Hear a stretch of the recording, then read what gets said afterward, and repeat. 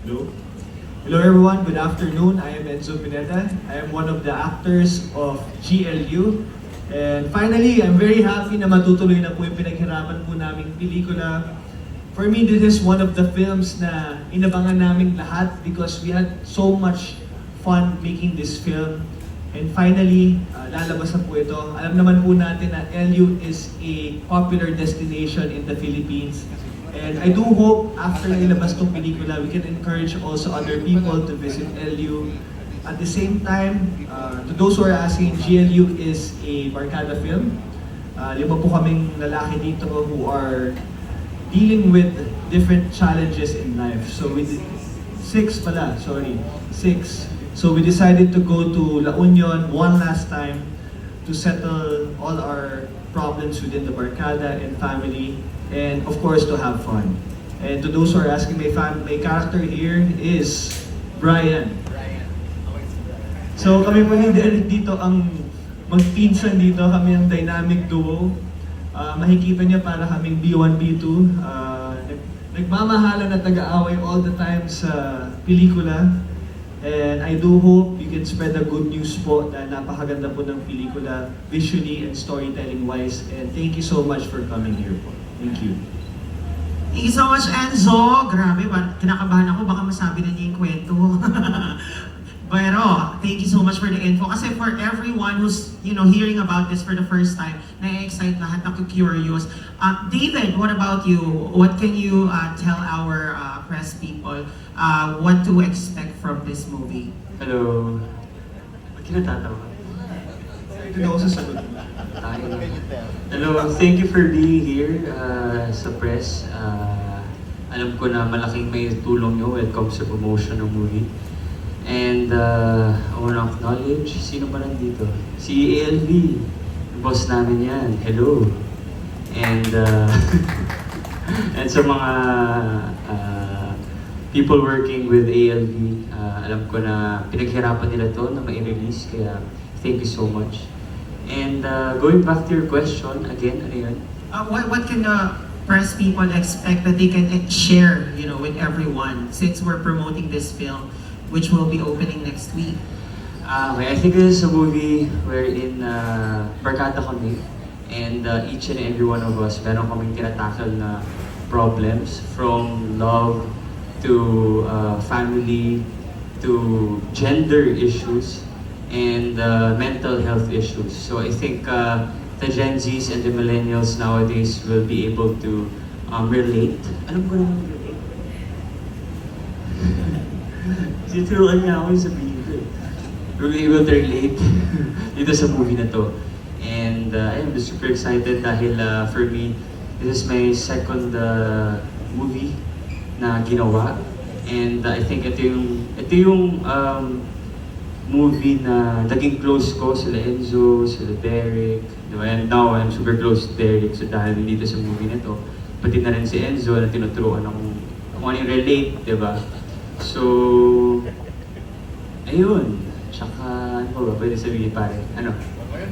I guess you can share what's your character name para Ayun, alam my character name here is Patrick P. Patrick, okay. Ayan si Patrick, si David. Thank you, David. Katarina, what can you tell us? I guess this is your first movie. Katarina. Katarina. Yes po. So, this is my first movie, and this is the movie that sparked my wanting to act. So, because of Direct Philip, the production, the entire cast, this is when I knew, okay, sige nga, I think I do want to do acting. I had so much fun working with everyone, with these talented and pinaka-guwapo na castmates ko, grabe. It was so much fun being on set, and as I said before, if shooting all movies was this much fun and seamless, I would shoot 1,000 more movies. Kasi ang saya talaga, tapos yung location mismo, ang ganda.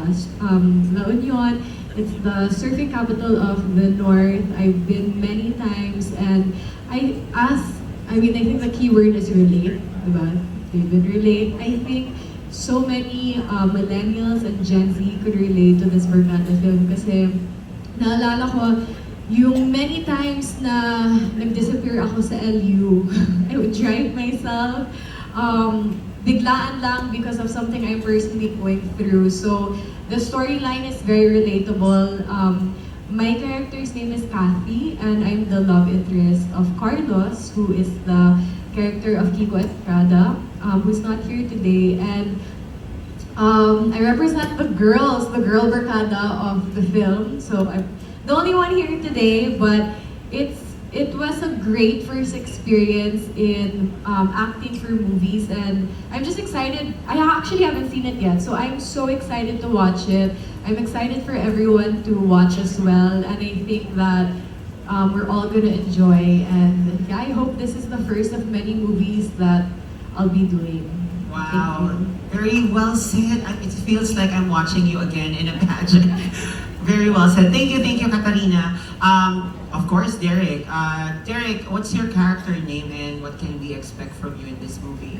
So, sino talaga ako? I think I'm Ryan. Medyo nakakalito kasi almost same yung name namin. Siguro ang masasabi, first of all, I would like to thank everyone na pumunta rito. I know it's traffic and yung iba sa atin coding pa, like me na nahuli pa ako. Anyways, thank you all for coming again. And siguro ang masasabi ko lang, there are a lot of Barkada films who came out na, and siguro ang difference ng GLU sa lahat ng yun is we're really friends, and we're not just friends, we're really close. So most of our lines here, parang hindi na namin sinusunod, ad-libs na lang, ganun. Kasi yun talaga yung, ganun talaga pag Barkada eh. And siguro this film also reflects on how Gen Zs are and their experiences. So yun po, yun yung mga abangan nyo dito sa film. Ang daming conflicts, may major plot twist sa dulo, so yun po yung abangan nyo. Wow, that's a tidbit. Thank you so much, Derek. And of course, kahit lumipat siya. TJ, ayun naman. TJ, who are you on this film? So, I'm playing Raymond. Ayan, unang-una, thank you sa lahat ng pumunta ngayong hapon. Maraming salamat. Finally, lalabas na po ang GLU. So, yun, ang hirap na sabi na nila. So, wala na akong maiisip kung hindi perfect Barkada film to. Relatable to kasi lahat nag-LU, lahat pupunta ng LU, nagpaplano. So for sure, after nila mapanood itong palabas na to, diretso agad yan, magbubuk agad sa LU. And dito, more on sa film, hindi lang barkada, hindi lang coming out of age, makapakita rin kung gaano kaganda yung LU. Nalibot namin lahat. And talagang marirealize nyo na ang dami palang magagandang place sa Pilipinas. So hopefully, panoorin to ng lahat, lalong-lalo na ng mga kabataan niyan. Yan. Thank you. Thank you for summarizing the answers of everyone, TJ. But of course, ang curious question nating lahat how long did you guys have to prepare when you were making the film? How long physically did you guys have to prepare for it, physically and mentally? Start natin siguro kay Katarina.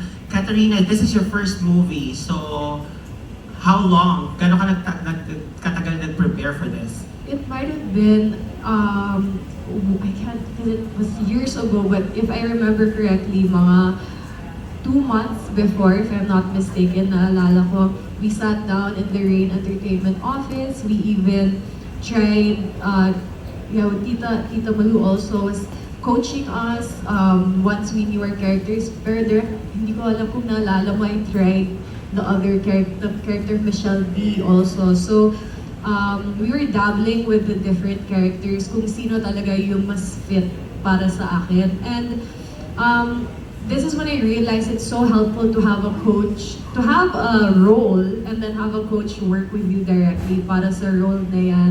I also remember when I first met Kiko Estrada, I didn't like him. Of all the boys, I was like, he's kind of rude. But then, he's a very good actor and he made my job. Do you guys remember that? I think I even told, yeah, we even did a workshop na just him and I also, because hindi ko talaga na-feel siya and we were not really talking, and then you told us, the two of you sit down together. Whenever you're taping together, you sit there in the corner, just the two of you. So we were forced to spend time together. And then in the end, of course, like, we grew fond of each other, and I think he was a great co-actor to work to work in front of and beside because he helped me, I think, with my acting. Kasi magaling talaga siya eh. And the coaching helped, your direction of course helped so much. Was I okay? Do you remember? Was I good? Was I bad? I'm excited to see. Thank you, Katarina. Okay, one last question before we open the question to the press. Nakaka-distract kasi yung likod, di ba? So parang hindi talaga namin maisip, no? Sino ang pinaka-disiplinadong mag-workout sa mga boys during the preparation for this film? Di ko po kaming lahat. Kasi Okay. during the film, nag-workout kami together in the morning. We do like a 5-kilometer run, then we lift weights after. So I think it was a balanced, healthy lifestyle naman besides gaming. That's awesome. Thank you so much, Enzo, for covering for the group. And now we are formally opening our Q&A segment. So I hold the mic and I will go to the press person, people, representative that will be asking the question.